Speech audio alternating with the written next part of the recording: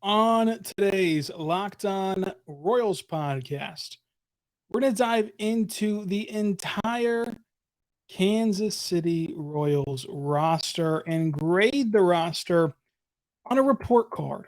How are the Kansas City Royals doing to this point? A to F for each and every player for Kansas City. All of this and more coming up on today's Locked On Royals podcast on the Locked On Podcast Network, your teams every day.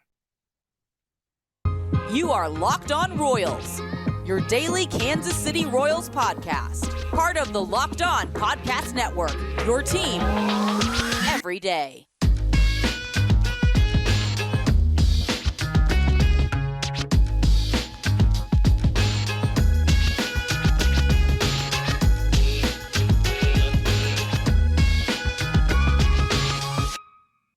Let's get it going on the Locked On Royals podcast on the Locked On Podcast Network.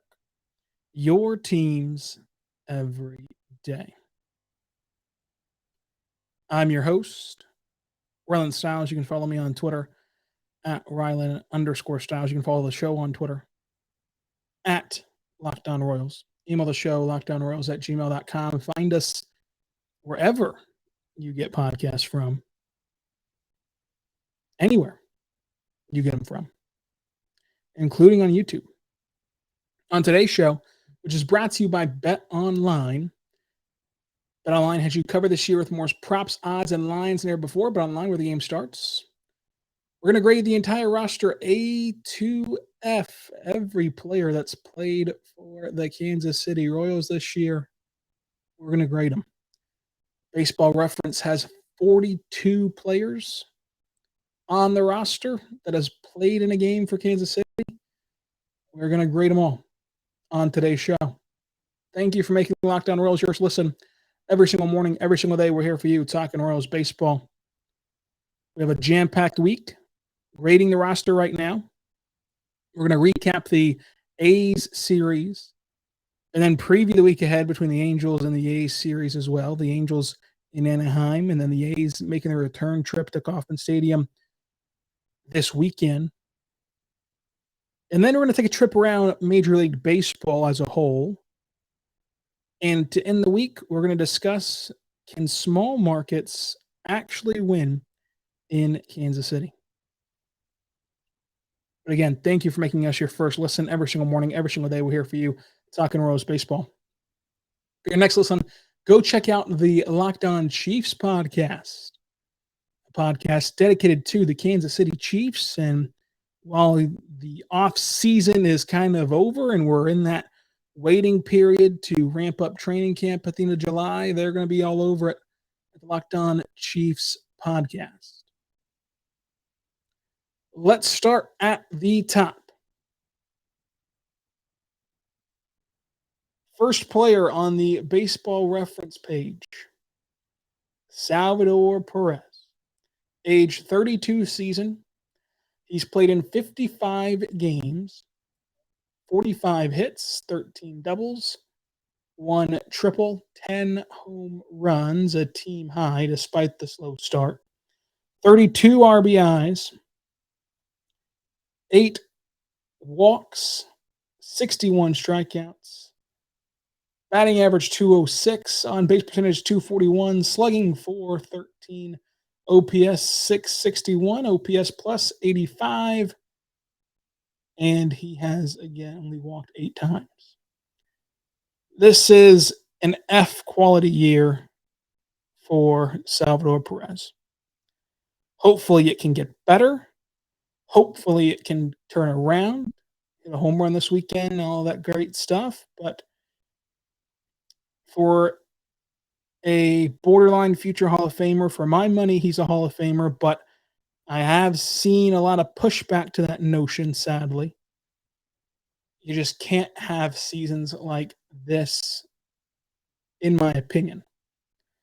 Of course, things are tough. The lineup around him isn't helping him out, but F season for Salvador Perez, of course, that's graded on a curve, though, because of his past years, because of his expectation level. Another F season from Carlos Santana. His 36-year-old season batting below 200, OBP 335, slugging below 300, OPS plus 82, 35 walks, 13 RBIs, 3 home runs, 7 doubles, 30 hits in 47 games. F for Carlos Santana. He's terrible. And that's by far the most disheartening portion of the season.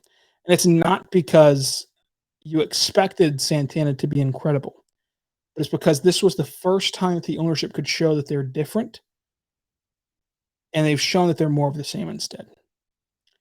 Because if you can't afford to pay Carlos Santana the $8 million to go away, which, folks, don't let the mouthpieces of this organization lie to you. You're paying that anyway. No matter if he's on the roster or off the roster, that $8 million is gone. It's totally gone.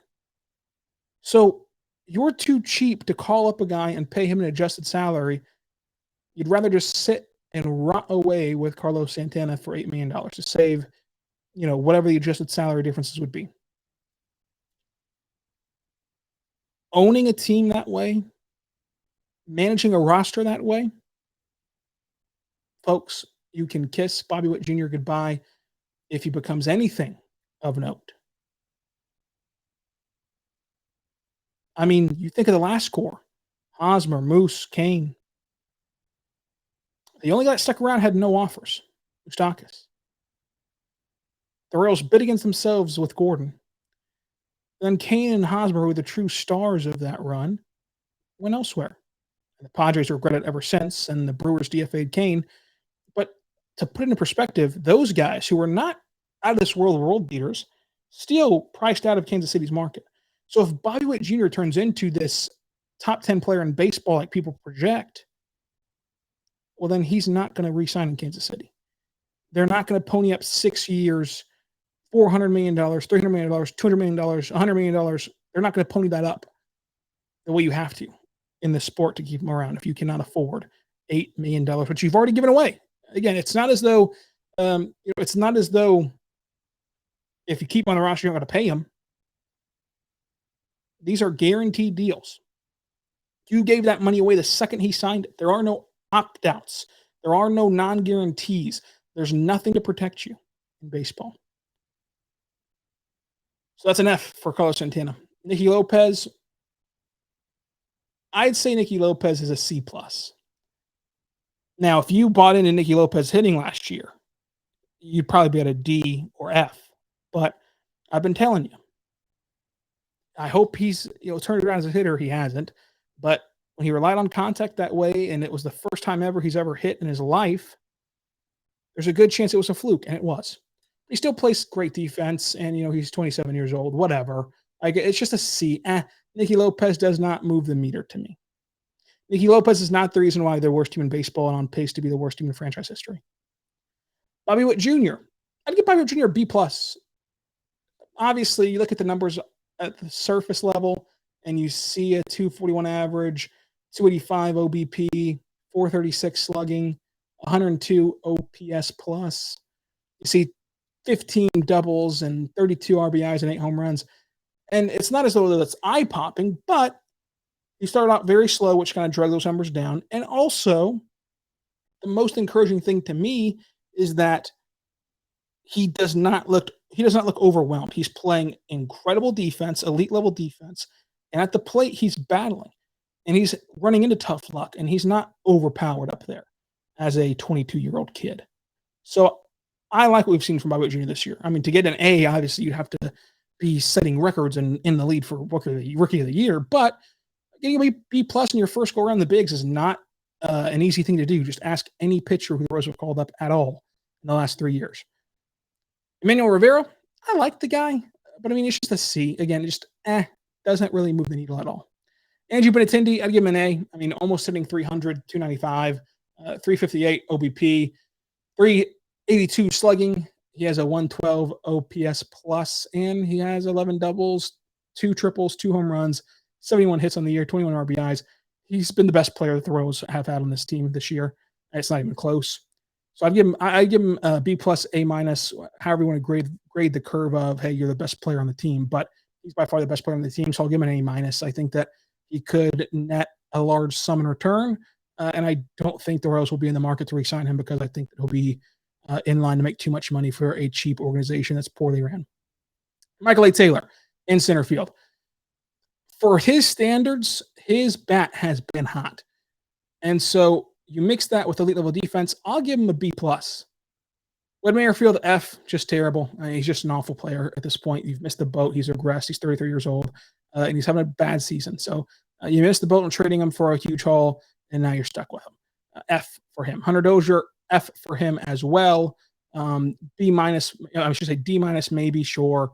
But Hunter Dozier, write him off. He's also just kind of irrelevant. So that's the lineup so far. Not a lot of A's, not a lot of B's, not a lot of passing grades in general, but that's what you get whenever you're in line to be one of the worst teams in franchise history.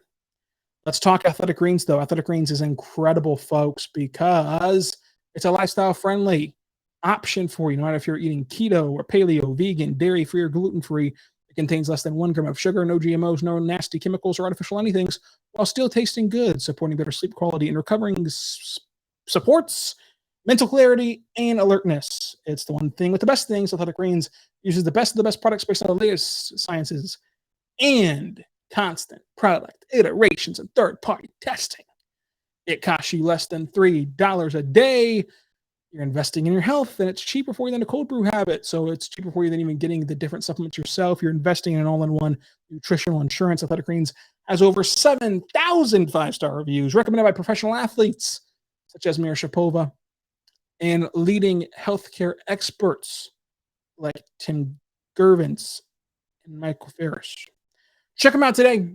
Athletic Greens AG1. Folks, to make it easy, Athletic Greens is giving you a free 1-year supply of immune-supporting vitamin D and 5 free travel packs with your first purchase. All you got to do is visit athleticgreens.com/MLB Network.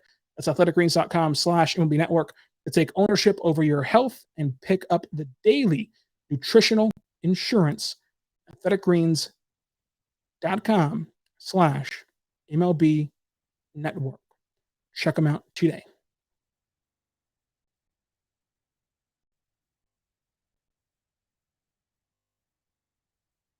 We are back on the Locked On Royals podcast, on the Locked On Podcast Network. Your teams every day. Again, thank you for making Locked On Royals your first listen every single morning, every single day. We're here for you talking Royals baseball. For your second listen, you can check out the Locked On Chiefs podcast, the Locked On MLB podcast. But I do want to tell you that you can also be checking out the Locked On NBA mock draft. This is what the network wants to promote. It's the first pick of the ultimate mock draft. They've been made. You can search right now. The ultimate NBA mock draft. Get over 50 insiders, the Audacity Sport experts, former front office executives, former NBA players, Locked On NBA Big Board hosts. There's 5 episodes of the ultimate mock draft. They're already underway. Make the ultimate mock draft your second listen today by going to the Ultimate Mock Draft podcast, and you can listen to me make the selections for the Locked On Thunder podcast. And if you want to listen to me talk about a team that's actually well ran, check out Locked On Thunder wherever you get your podcast from. Check out the Ultimate Mock Draft, support the network, and of course, our fellows over there, Locked On Chiefs, for the Chiefs content, which again is an organization that's actually ran properly, even in Kansas City. How about that? Do the bench real quick. MJ Melendez, B+ for me. Again, the stats might not match that necessarily, but it's another guy who's came up and had success and has looked the part. And again, when you grade on the curve of Kansas City, you've not been able to say that a whole lot. In fact, you've rarely, if ever, been able to say that a guy comes up and immediately looks the part. We have not been able to say it with the pitchers. They get to say it with Moustakas. It just, for MJ Melendez to look at the part is a great, great thing so far. So B+ for him.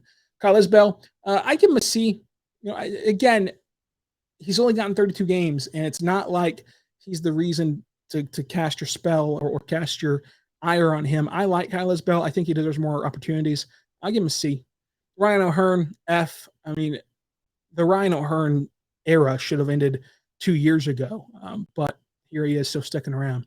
Mondesi, incomplete, did not play because of injury, obviously, for the what am I thinking about? Didn't play because of the injury to start the year, but now he is back, and it's just too early to tell. It's just too incomplete.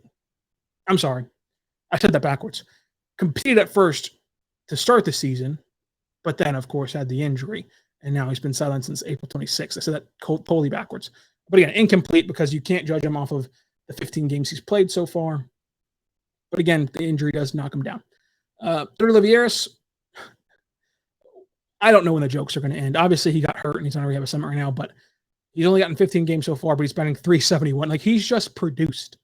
He's not the shiny prospect. He's not the shiny name, but every time he's gotten a chance, he's produced. I'd give an A for 15 games, but I'll have to give an incomplete because, of course, you just can't base anything on 15 games. Cam Gallagher, his career is over.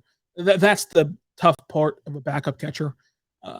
When you have Salvador Perez and you have Jimmy Lopez, you can't carry a third catcher. I mean, you almost can't carry a third catcher at all. So, sadly, injuries have ended his career at the big league level. He's not even. I don't think he's not even a good enough backup catcher to go get on somewhere else like Drew Butera had. Drew Butera had been a few different places before Kansas City, and then still continued his career up until like last year. And I don't think Cam Gallagher was on that Drew Butera kind of ilk. Sebastian Rivera, again, 3 appearances. You can't grade that at all. Blanco, 5 appearances. He was fine, but so far you can't grade him. Brewer, Hicken, again, two games. We can't grade that. As far as pitchers go, woof. Am I right? Just a woof. Brad Keller, a sub-5 ERA on this team, B-. Daniel Lynch, inflated 5.919 ERA, but he looks like he has some stuff that can really play at this level. He looks like he has a future. He looks like he just needs one minor tweak. And I don't know what it is. I'm not a pitching coach. I'm just saying from the outside looking in, it looks as though Daniel Lynch is just one clicking moment away from being on a rampage and ravaging through the league. That's just what it looks like. And again, I can't diagnose what that one thing is, but it looks like he's one of those guys where whenever it does click for him, we're gonna know what it was, right? So not a lot of these guys have that. Like a lot of these guys are multiple things away. So that doesn't increase Lynch's value. I'll give him a C+. Zach Greinke, F. This has been a disastrous year, but he's 38 years old. Tough to kill the guy for being 38 years old. He got hurt, but above 5 ERA was kind of not what you were expecting in KC. Brady Singer, C-, and it was a D, but I have liked what we've seen in different spurts this year. Jonathan Hazley, A- for Jonathan Hazley. It's hard to give an A+ on anyone on this team, but he's the closest to it. Goodness, I love what Hazley's done this year. He looks the part in 7 games, 3.72 ERA plus of 111. I really like what we've seen from him. 20 walks so far in his career for this season anyway. I really think that he's going to be a guy that lasts long term. What his role actually is it an opener? Is it a bullpen arm? Is it a starter? Whatever the role actually is, don't really care right now. I just think that he's going to be a guy for you. And hopefully it's in that rotation. Chris Bubich, F. I mean, what else can you say? Of course, dealt with injuries, dealt with a rehab assignment. I mean, dealt with being sent down and all, but F for Chris Bubich. Coming up, let's talk about the bullpen. But first, I want to say right now, my good friends over at BetOnline.net, your number one source for betting needs, sports info. Find the latest sports developments, league reviews, and news, including this year's Stanley Cup playoffs and Major League Baseball. BetOnline is your Canadian source for the sports wagering information. Also includes live betting, esports, and scores. BetOnline remains the best spot for your sports scores, podcasts, and news this year. BetOnline is the fastest and easiest way to bet on all your sports and events, including MMA, boxing, and golf. So go right now to the website or even test the trends and actions at BetOnline. It's this easy. You type into your search bar BetOnline, pop up, you type, and you click on the sports book, and then all of a sudden, baseball games appear in front of your face. Who doesn't love that? And you see Kansas City tomorrow on the road against the Angels. plus 1.5 with Chris Bubich going on up against Noah Syndergaard.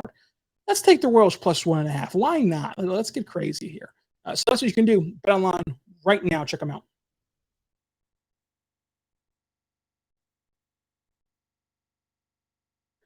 We are back on the Lockdown Royals podcast on the Lockdown Podcast Network, your teams every day. Let's continue grading on the bullpen. Scott Barlow, A-, B+, whatever you want to call it. Love what he's done. Taylor Clark, D, just D. He's not good enough to be an C, but he's good enough to be an D and not an F. Dylan Coleman, blah. I don't like what we've seen from Dylan Coleman. Josh Stallmont, C-, just due to what I expected from Stallmont, but he's still having a really good year. Colin Snyder, F. Carlos Hernandez, F-. Gabe Spire, F. Amir Garrett, it's tough to tell in 19 games, but he's not off to a great start, obviously, and did deal with injury. And that's it. I mean, that's all the guys that have gotten enough appearances to truly grade. So let us know what your grades are for the Royals roster. Who gets A's, B's, C's, D's, and F's. Not a lot of passing grades. Not a lot of passing grades. We'll be back tomorrow to recap the A series. And until then, be good. Be good to one another.